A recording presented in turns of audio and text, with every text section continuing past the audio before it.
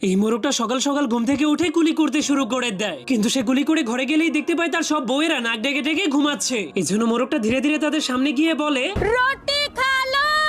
তখন তার ডাক শুনে সবগুলো মুরগি অনেক ভয় পেয়ে ঘুম থেকে উঠে যায়, কিন্তু শুধুমাত্র একটা মুরগি উঠেনি। এই জন্য সে তার স্বামীকে বলে, আমি এখান থেকে যেতে পারবো না, কারণ আমার অনেকগুলো ছোট ছোট বাচ্চা আছে। এই জন্য মোরগটা সেই ডিমগুলো থেকে বাচ্চা বের হওয়ার জন্য অপেক্ষা করতে শুরু করে। এরপর যখনই দুইটা কাঠবিড়ালি গাছ থেকে বাদাম পাড়ছিল, তখনই একটা কাঠবিড়ালি পা পিছলে নিচে পড়ে যায়, যার কারণে তাদের সবগুলো বাদাম সেই মোরগটার উপরে পড়ে যায়।